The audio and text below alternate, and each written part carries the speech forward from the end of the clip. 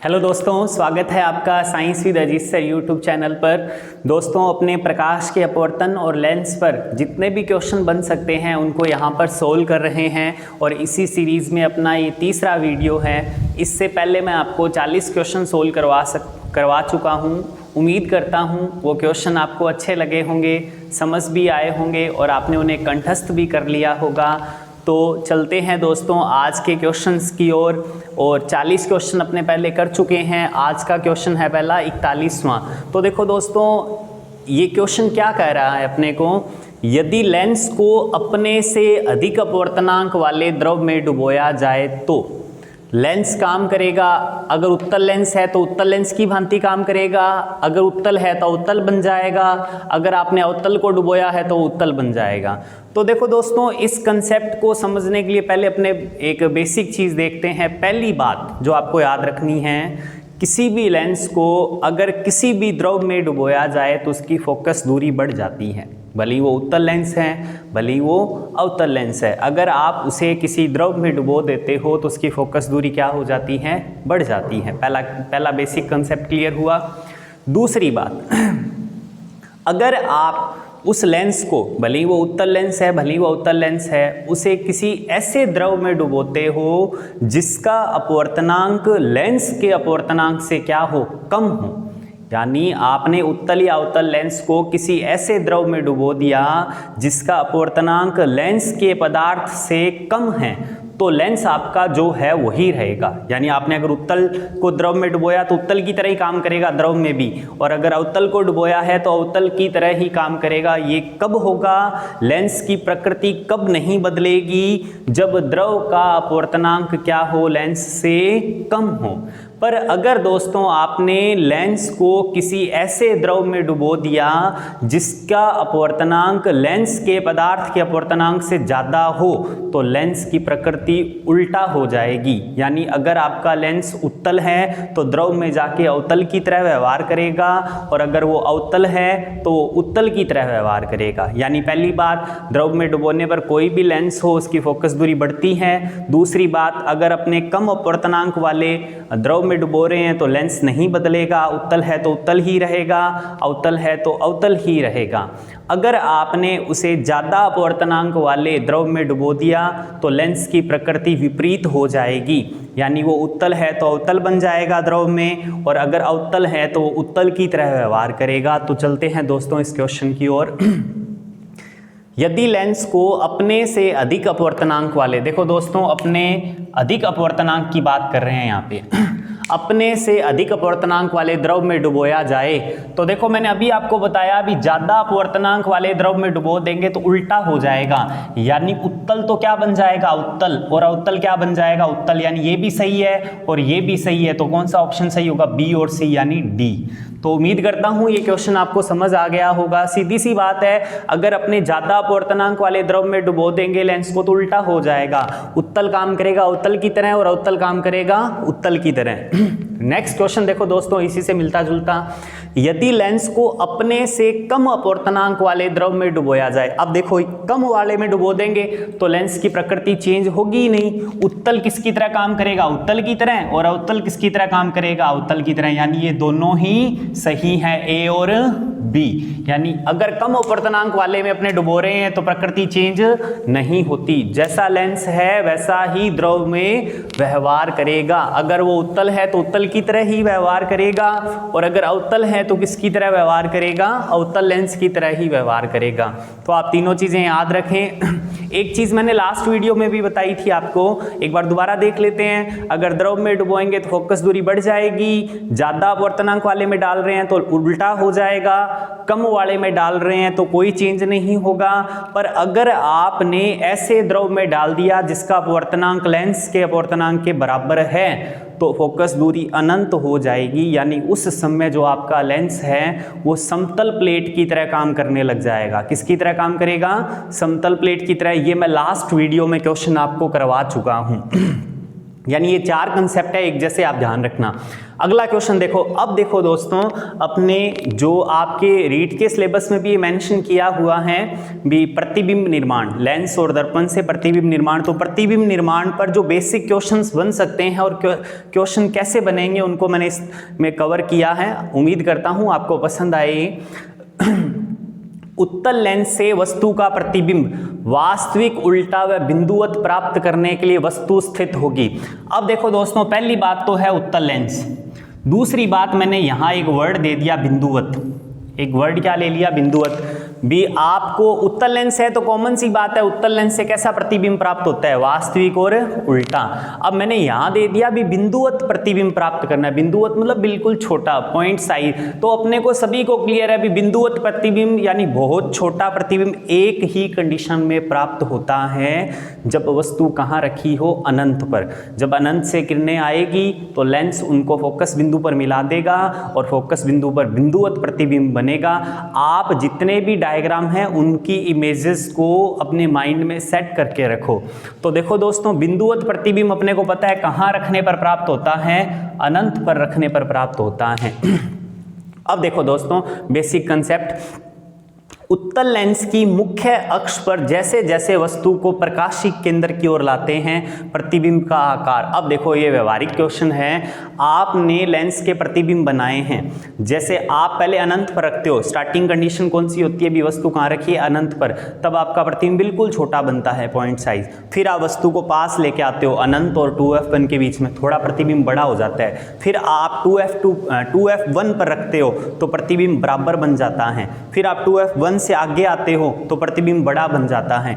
यानी आप जैसे जैसे प्रकाशिक केंद्र के पास आते हो वैसे वैसे प्रतिबिंब का साइज जो है वो क्या होता जाता है? बड़ा होता जाता है। तो देखो दोस्तों, उत्तल लेंस की मुख्य अक्ष पर जैसे जैसे वस्तु को प्रकाशिक केंद्र की ओर लाते हैं तो प्रतिबिंब का आकार क्या होता है? बड़ा होता जाता है। प्रतिबिंब का आकार क्या होता जाता है? बड़ा होता जाता है। अब देखो दोस्तों, अगला यही चीज देखो दोस्तों, आपके अवतल दर्पण में काम करेगी। आपको ये चीज पता होगी, जो उत्तल लेंस की विशेषताएं होती है प्रतिबिंब से संबंधित, वो ही विशेषताएं किसकी होती है? अवतल दर्पण की। उधर अवतल दर्पण जैसे काम करता है वैसे इधर कौन काम करता है? उत्तल लेंस। और उधर जो उत्तल दर्पण काम करता है वो इधर अवतल लेंस काम करता है। अब देखो दोस्तों, उत्तल लेंस के 2f2 पर प्रतिबिंब प्राप्त करने के लिए वस्तु रखनी होगी। भी अपने को पता है 2f2 पर प्रतिबिंब प्राप्त करना है तो आपको याद होगा वस्तु कहाँ रखनी पड़ती है? 2f1 पर रखनी पड़ती है। और इसे दर्पण में अपने क्या कहते हैं? वक्रता केंद्र। यानी अगर आपको वक्रता केंद्र पर प्रतिबिंब प्राप्त करना है तो वस्तु कहाँ रखनी होगी? वक्रता केंद्र पर ही रखनी होगी। वो लेंस में ये चीज है भी, अगर आपको 2f2 पर प्रतिबिंब प्राप्त करना है तो वस्तु आपको कहाँ रखनी पड़ेगी? 2f1 पर ही रखनी पड़ेगी। ये आपको, आपने डायग्राम बनाए हैं तो वहां से आपको क्लियर होगा ये। अब देखो दोस्तों, अगला क्वेश्चन। जब वस्तु उत्तल लेंस के प्रथम फोकस पर स्थित हो तो प्रतिबिंब होगा। ये एक विशेष स्थिति है, ध्यान रखना दोस्तों। जब अपने जो वस्तु है उसको कहाँ रख रहे हैं? F1 पर रख रहे हैं। तो F1 पर जब अपने वस्तु को रखते हैं तो प्रतिबिंब कैसा बनता है? उत्तल लेंस की बात हो रही है, बड़ा बनता है। और उत्तल लेंस प्रतिबिंब कैसा बनाता है? उल्टा और वास्तविक। और जब F1 पर रखते हैं तो आपको याद होगा दोस्तों, प्रतिबिंब बनता कहाँ है? अनंत पर। यानी F1 पर रखने पर ये चारों ही रिजल्ट अपने को प्राप्त होते हैं। एक चीज ध्यान रखना दोस्तों, उत्तल लेंस में एक स्थिति को छोड़कर बाकी सभी स्थितियों में प्रतिबिंब कैसा बनता है? उल्टा और वास्तविक।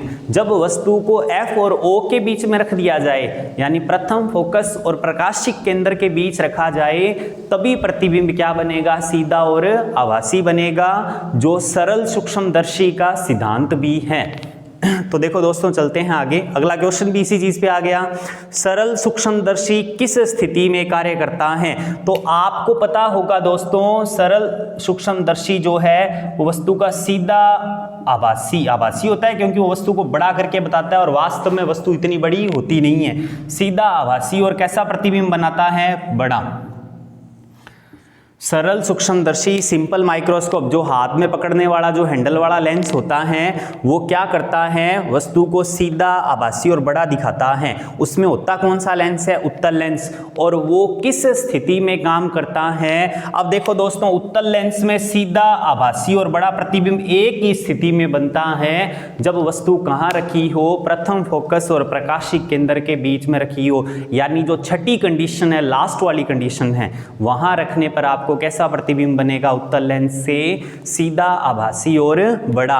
और यही किसका सिद्धांत है, सरल सूक्ष्मदर्शी का सिद्धांत है। तो सरल सूक्ष्मदर्शी किस स्थिति में काम करता है, जब वस्तु F1 और O के बीच में रखी हो, जो वस्तु को कहाँ रखा हो, F1 और O के बीच में रखा हो। अब देखो दोस्तों अगला क्वेश्चन, अवतल लेंस वस्तु का प्रतिबिंब बनाता है। तो देखो दोस्तों, आपने अवतल लेंस के दो ही स्थिति संभव है और आपने देखा होगा अवतल लेंस से हमेशा प्रतिबिंब क्या बनता है, छोटा बनता है। अवतल लेंस से हमेशा प्रतिबिंब क्या बनता है, छोटा बनता है। अगला क्वेश्चन देखो दोस्तों, लेंस के रेखीय आवर्धन का ऋणात्मक मान किसको प्रदर्शित करता है। तो देखो दोस्तों, इनको अपने ऊपर से एक बार मिटा लेते हैं ताकि अपने क्वेश्चन सोल्व करेंगे।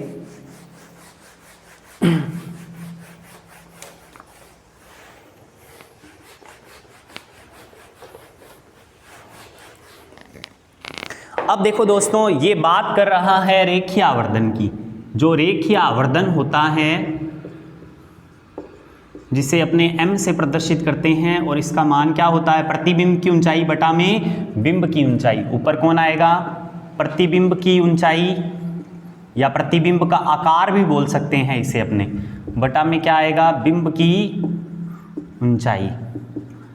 तो देखो दोस्तों, इसके दो तरह के मान संभव है, एक तो माइनस और एक प्लस। माइनस किसको बताता है भी आपका प्रतिबिंब जो है वो कैसा है, वास्तविक और उल्टा है। और प्लस किसको बताता है भी आपका प्रतिबिंब कैसा है, आभासी और सीधा है। तो देखो दोस्तों, आपको ये ध्यान रखना है, m का मान अगर माइनस में आए तो इसका मतलब क्या है, प्रतिबिंब को क्या बता रहा है, m का माइनस मान क्या बताता है भी आपका प्रतिबिंब क्या है, वास्तविक और उल्टा। और अगर m का मान प्लस में आए तो क्या बता रहा है भी प्रतिबिंब क्या है, आभासी और सीधा है। उसके बाद देखो दोस्तों, m की तीन चीजें और पॉसिबल हैं, वो और देख लेते हैं अपने। एक से ज्यादा, एक और एक से कम। अगर m का मान एक से बड़ा आएगा तो आप देख सकते हो m का मान एक से बड़ा कब संभव होगा, जब ये बड़ा हो। भी ऊपर वाला मान बड़ा होगा तभी m का मान क्या आएगा, एक से बड़ा आएगा। यानी इस समय प्रतिबिंब की ऊंचाई किससे ज्यादा होगी, बिंब से ज्यादा होगी। और अगर m का मान एक आ गया तो एक कब आएगा, जब ये दोनों बराबर हो, आपस में कटकर एक आ जाएगा। यानी एक किसको बताता है भी प्रतिबिंब और बिंब दोनों बराबर हैं ऊंचाई में। m का मान एक से कम है, एक से कम कब आएगा, जब नीचे वाला मान बड़ा हो, तो वैल्यू पॉइंट्स में आ जाएगी, यानी एक से कम आ जाएगी। यानी इस समय आपका बिंब बड़ा होगा, किससे, प्रतिबिंब से बड़ा होगा। तो ये m की वैल्यूज हैं जो अपने को ध्यान रखनी है, जिन पे क्वेश्चन बनेंगे। तो देखो दोस्तों, क्वेश्चन क्या है अपना, लेंस के रेखीय आवर्धन का ऋणात्मक मान क्या प्रदर्शित करता है। तो ऋणात्मक मान क्या बताता है भी आपका प्रतिबिंब क्या है, वास्तविक और उल्टा। और धनात्मक मान क्या बताता है भी प्रतिबिंब कैसा होगा, आभासी और सीधा होगा। अब देखो दोस्तों, अवतल लेंस के लिए रेखीय आवर्धन m होगा। तो देखो दोस्तों, सोचने वाली बात है कि अभी अपने क्वेश्चन किया कि अवतल लेंस वस्तु का प्रतिबिंब हमेशा क्या बनाता है, छोटा। अब अवतल लेंस जो वस्तु का प्रतिबिंब ही छोटा बनाता है तो उसका m हमेशा एक से क्या होगा, कम होगा। अगर प्रतिबिंब बड़ा बने तो m का मान भी बड़ा आएगा एक से। अगर प्रतिबिंब बराबर बनता है वस्तु के तो m का मान एक आएगा। और अगर प्रतिबिंब छोटा बनता है तो m का मान एक से छोटा ही आएगा। अब इस तरीके से याद रखें, बाकी ये फॉर्मूला आपके सामने दिखाई दे रहा है, इससे अपने चीजें निकाल सकते हैं। तो देखो, अवतल लेंस के लिए रेखीय आवर्धन m का मान क्या होगा, हमेशा एक से कम होगा। एक से कम क्यों होगा दोस्तों, क्योंकि अवतल लेंस वस्तु का प्रतिबिंब हमेशा क्या बनाता है, छोटा। और जब प्रतिबिंब छोटा बनता है, छोटा बनेगा तो ये वैल्यू बड़ी होगी, तो रिजल्ट क्या होगा, नीचे वाली वैल्यू बढ़ने से m का मान किस में आ जाएगा, पॉइंट्स में, यानी एक से कम आ जाएगा। उम्मीद करता हूं दोस्तों यहां तक के क्वेश्चन आपको क्लियर हो गए होंगे। चलते हैं दोस्तों अगले क्वेश्चन की ओर। अब देखो दोस्तों, अगले क्वेश्चन में उसने आपको m की वैल्यू दी +1.5। m की वैल्यू कितनी दी, प्लस 1.5 दी है। अब आप देखो दोस्तों, प्लस किसको बता रहा है भी, प्रतिबिंब कैसा होगा, सीधा और आभासी। प्लस किसको बता रहा है, प्रतिबिंब कैसा होगा, सीधा और आभासी। और 1.5 किसको बता रहा है, 1.5 मतलब 1 से बड़ा।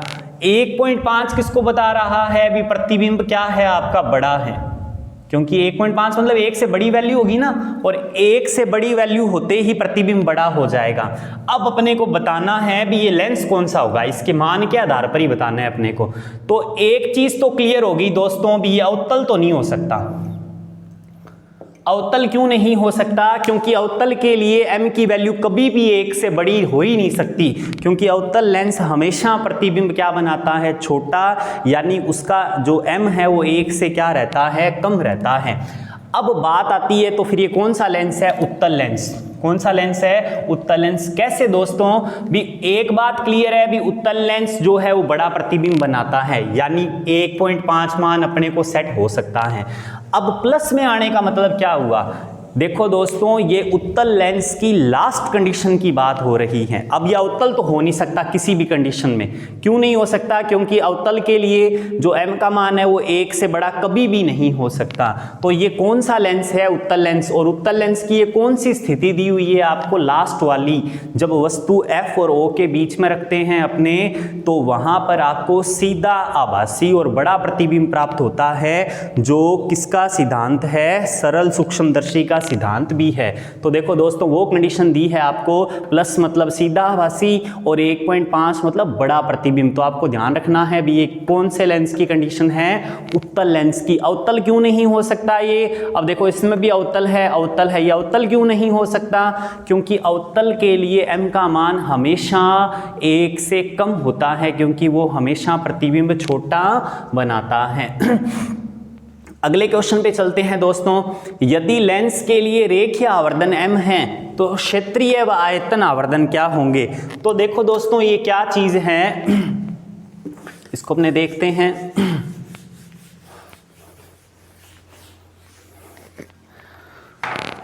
देखो दोस्तों, क्या बताया जा रहा है अपने को भी, रेखीय आवर्धन। क्या, रेखीय आवर्धन तो m दिया है, तो इसने पूछा है आपसे क्षेत्रीय आवर्धन और आयतन आवर्धन। तो देखो दोस्तों, रेखीय आवर्धन m है। अब क्षेत्रीय आवर्धन कैसे निकालेंगे, लंबाई इंटू चौड़ाई। तो लंबाई के लिए भी m यूज करेंगे, क्योंकि रेखीय आवर्धन क्या है, m, और चौड़ाई भी एक तरीके की मतलब रेखीय कंडीशन भी बनेगी, तो इसके लिए भी m और इसके लिए भी m, तो क्या बन जाएगा, m²। और आयतन आवर्धन कैसे निकालेंगे, लंबाई चौड़ाई इंटू ऊंचाई। आयतन कैसे निकालते हैं दोस्तों, लंबाई चौड़ाई इंटू ऊंचाई। अब देखो दोस्तों, ये कैसे निकाला। क्षेत्रीय आवर्धन, क्षेत्रफल कैसे निकालते हैं, लंबाई चौड़ाई, लंबाई इंटू चौड़ाई। तो पहले अपने को लंबाई में आवर्धन चाहिए, वो m है, वो उसने बता ही रखा है भी, रेखीय आवर्धन हर साइड का, हर लंबाई का आवर्धन कितना है, m है, भले वो लंबाई है, भले वो चौड़ाई है, भले वो ऊंचाई है, इसका मतलब ये है। अब क्षेत्रीय आवर्धन कैसे निकालें, क्षेत्रफल कैसे निकालते हैं, लंबाई इंटू चौड़ाई। तो लंबाई में आवर्धन कितना है, m, चौड़ाई भी एक तरीके की क्या है, रेखीय आवर्धन ही तो है, इसका भी आवर्धन क्या होगा, m। और आप क्षेत्रफल निकालते हैं तो मल्टीप्लाई करते हैं, तो m इंटू m, m² बन जाएगा। ऐसे ही आयतन आवर्धन कैसे निकालेंगे, आयतन कैसे निकालते हैं किसी का, लंबाई इंटू चौड़ाई इंटू ऊंचाई, और तीनों में, तीनों साइड में आवर्धन क्या है, m, तो आवर्धन क्या आ जाएगा, आयतन आवर्धन m³। तो देखो दोस्तों, रेखीय आवर्धन m है, तो क्षेत्रीय आवर्धन, क्षेत्रीय आवर्धन क्या होगा, m², और आयतन आवर्धन क्या होगा, m³। तो ये इसका आंसर हो गया। ये बेसिक कंसेप्ट है, आपको ध्यान में होना चाहिए, लेंस पर ही आधारित है ये।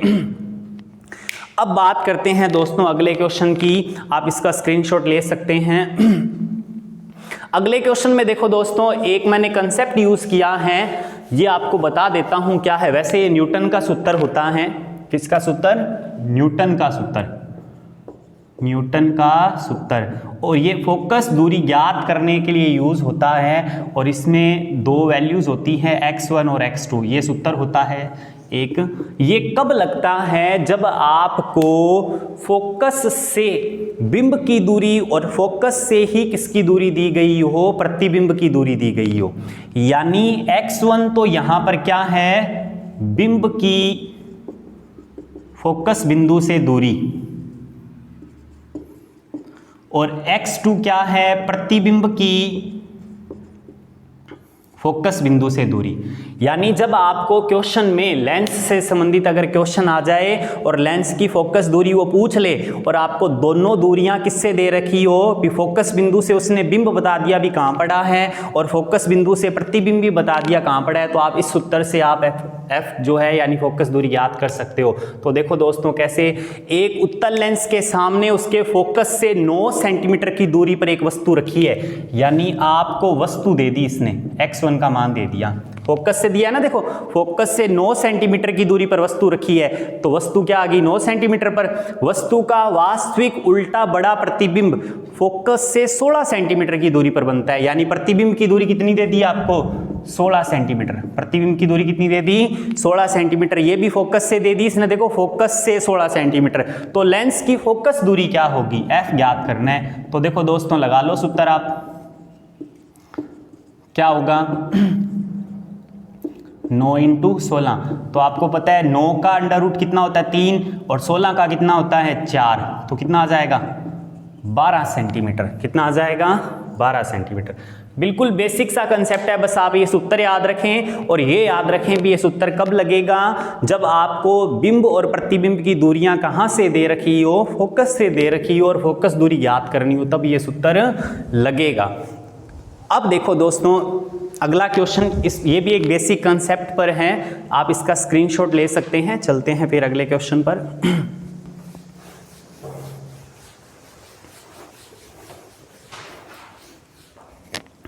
देखो दोस्तों अगले क्वेश्चन में क्या कहा जा रहा है, यदि दो उत्तल लेंसों का संयोजन बनाया जाए तो संयोजन की फोकस दूरी क्या होगी। तो देखो दोस्तों पहले तो आप ये चीज ध्यान रखें, संयोजन की कुल फोकस दूरी, इसका जो सूत्र है वो ये है f1 f2 अपॉन में f2 माइनस f1। इसे आप इस तरीके से ज्ञात कर सकते हो,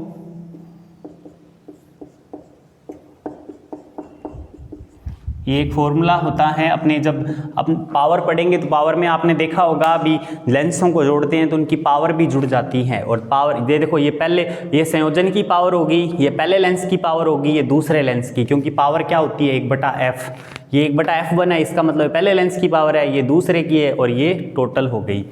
अब देखो दोस्तों ये संयोजन की कुल फोकस दूरी का सूत्र इस तरह से प्राप्त होता है जब अपने इसको डेरिवेट करते हैं, मतलब सभी लेंसेज के लिए काम करता है ये। अब देखो कैसे, अब अपने डेरिवेट तो करना नहीं है पर आपको ये ध्यान रखना है भी ये कैसे काम करेगा। अब देखो यदि दो उत्तल लेंसों का संयोजन बनाया जाए तो संयोजन की फोकस दूरी क्या होगी।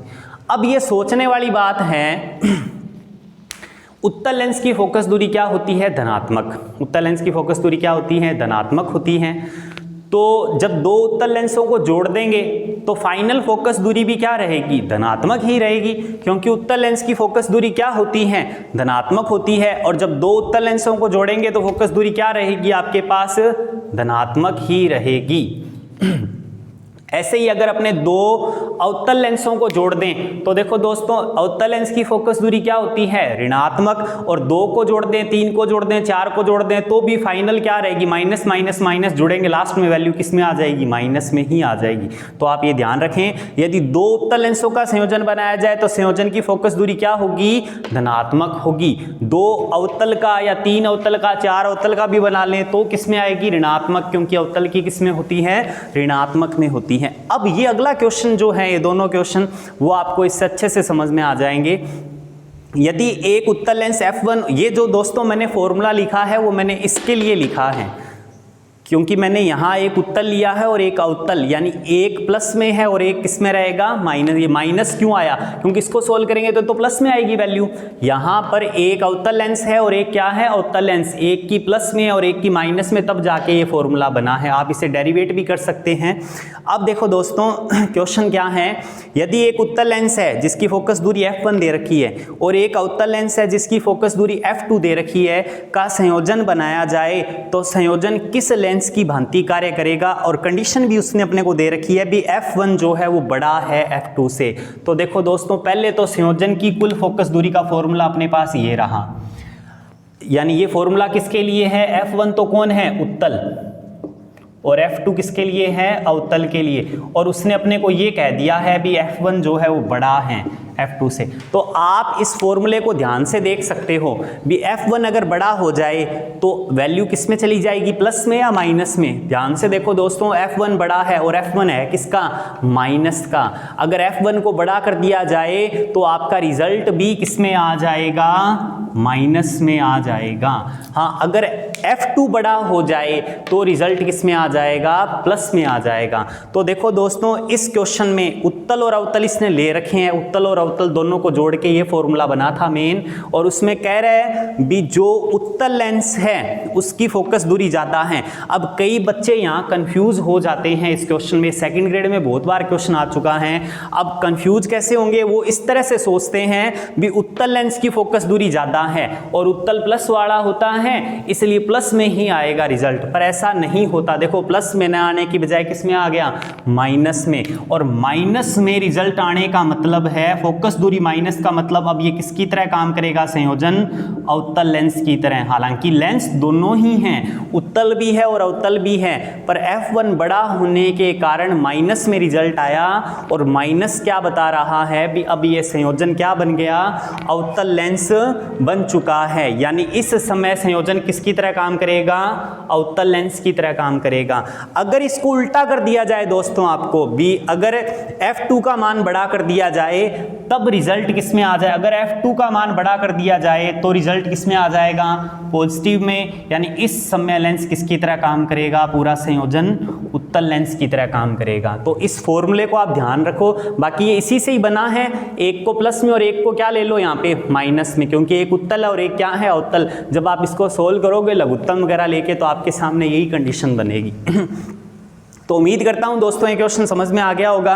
अब देखो दोस्तों, इसी पे एक क्वेश्चन और है, यदि दो लेंस, एक अवतल और एक उत्तल, तो मतलब फॉर्मूला तो यही बनेगा उत्तल और अवतल के लिए, एक अवतल और उत्तल दोनों की फोकस दूरी बराबर हो, मतलब दोनों की फोकस दूरी क्या कर दी है इसने, बराबर कर दी है। तो आप ध्यान से देखो दोस्तों, इन दोनों को बराबर कर दिया जाए, 5 - 5 कितना आएगा, 0, और किसी के बटा में 0 आने पर फाइनल रिजल्ट क्या आता है, अनंत। फाइनल रिजल्ट क्या आता है, अनंत। तो देखो दोस्तों, दो लेंस हैं विपरीत प्रकृति के, और विपरीत प्रकृति के लिए ये फाइनल फोकस दूरी बनी है, और इसमें कह रहे हैं भी दोनों की फोकस दूरी बराबर है। अगर दोनों की फोकस दूरी अपने बराबर कर दें तो यहाँ से कितना आएगा, F2 - F1 दोनों बराबर हो जाएं तो कितना आएगा, यहाँ से 0, 5 - 5 या 4 - 4, कुछ भी समझने के लिए बात कर रहे हैं। अगर ये दोनों बराबर हो तो यहाँ से कितना आएगा, 0, और किसी के बटा में 0 हो तो F टोटल कितना आएगा, भाग लगने से 0 का कितना आ जाएगा, अनंत। और मैंने आपको बताया था जब अनंत आ जाए तो किसकी तरह काम करने लग जाता है, संयोजन समतल प्लेट की तरह। तो देखो दोस्तों, यदि दो लेंसों अवतल उत्तल की फोकस दूरी समान हो और उनका संयोजन बना दिया जाए तो संयोजन किसकी तरह कार्य करेगा। पहले तो देखो दोस्तों, संयोजन की फोकस दूरी क्या हो जाएगी, अनंत, और संयोजन किसकी तरह काम करेगा, समतल प्लेट की तरह काम करेगा। किसकी तरह काम करेगा, समतल प्लेट की तरह। अगला क्वेश्चन देखो दोस्तों, यदि दो लेंसों जिनके आवर्धन M1 और M2 हैं, इनसे एक संयोजन बनाया जाए तो संयोजन का कुल आवर्धन क्या होगा। अब ये बहुत इंपॉर्टेंट चीज़ है दोस्तों, आपने जब भी संयुक्त सूक्ष्मदर्शी या दूरदर्शी पढ़ा है तो आपने वहाँ ये चीज़ पढ़ी होगी भी लेंस कितने भी हों, जब उनको जोड़ा जाए या साथ में रखा जाए तो जो आवर्धन अपने को प्राप्त होता है वो जुड़ता नहीं है, मल्टीप्लाई हो जाता है। ये आपको ध्यान रखना है दोस्तों। यानी पहले लेंस का जो आवर्धन है, दूसरे का, तीसरे का, चौथे का, सारों का आवर्धन क्या होगा, मल्टीप्लाई करना पड़ेगा, गुणा में लेना पड़ेगा, तब जाके आपको फाइनल आवर्धन प्राप्त होगा। विप्रतिबिंब कितना बड़ा या छोटा किया गया है। आवर्धन का मतलब कोई जरूरी नहीं है बड़ा ही करना, आवर्धन का मतलब छोटा भी करना हो सकता है।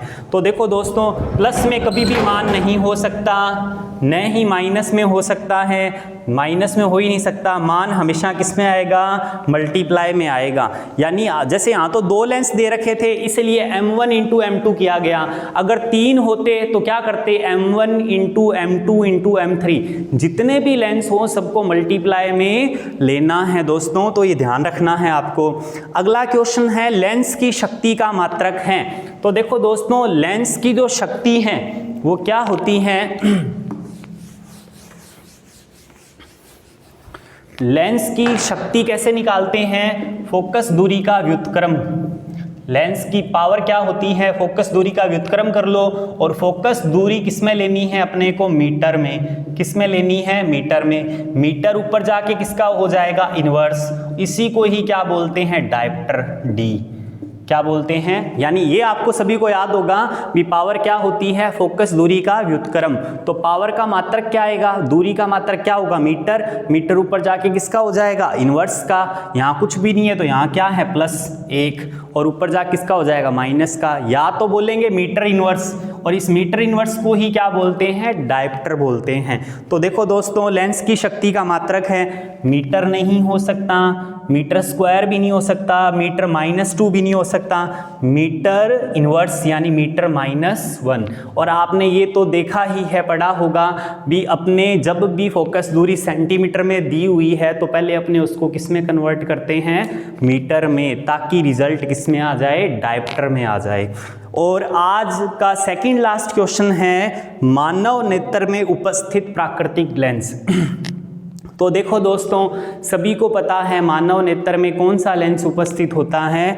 उत्तल लेंस। कौन सा लेंस उपस्थित होता है? उत्तल लेंस। तभी अपने सभी चीज़ों के वास्तविक प्रतिबिंब देख पाते हैं। अगर अपनी आंख में उत्तल लेंस होता तो आप सोच सकते हैं सारे प्रतिबिंब छोटे बनते, सब वस्तुएं अपने को छोटी दिखाई देती और आभासी रूप में दिखाई देती। और आज का लास्ट क्वेश्चन, जो मैंने फर्स्ट क्वेश्चन स्टार्ट किया था, वही लास्ट क्वेश्चन है। द्रव में डुबोने पर लेंस की फोकस दूरी क्या हो जाती है? बढ़ जाती है। द्रव में डुबोने पर लेंस की फोकस दूरी क्या हो जाती है? बढ़ जाती है। उम्मीद करता हूं दोस्तों आज के क्वेश्चन आपको समझ में आए होंगे, क्लियर भी हो गए होंगे, और आप इन पे जो बेसिक कंसेप्ट हैं, फैक्ट्स हैं, वो आप ध्यान रखना ताकि आप एग्ज़ाम में अच्छे से क्वेश्चन कर पाओ। और मेरी कोशिश यही है भी मैं जितने भी क्वेश्चन बन सकते हैं वो क्वेश्चन यहाँ बोर्ड पर बना के आपको सोल्व करवाऊँ, ताकि आपका रिवीजन भी हो जाए और एक तरीके से टेस्ट सीरीज़ भी चलती रहे। अभी लगभग इसकी एक वीडियो तो भी बनेगी, उम्मीद है भी 2 भी बन जाए। अभी अपना सिर्फ अपवर्तन चल रहा है, अपवर्तन की अभी 1 या 2 वीडियो और बनेगी, मतलब 30-40 क्वेश्चन और बनेंगे। बाकी अभी अपने परावर्तन स्टार्ट करेंगे तो उसकी वीडियो तो अलग से बनेगी ही बनेगी, उसके क्वेश्चन अलग हैं। अभी सिर्फ अपने अपवर्तन और लेंस को लेकर चल रहे हैं। अगर दोस्तों आपको ये कंटेंट, ये क्वेश्चन और मेरा तरीका पसंद आया तो आप इस प्लेटफॉर्म, इस चैनल को सब्सक्राइब कीजिए और ज़्यादा से ज़्यादा इस वीडियो को शेयर कीजिए। तो मिलते हैं दोस्तों नेक्स्ट वीडियो में।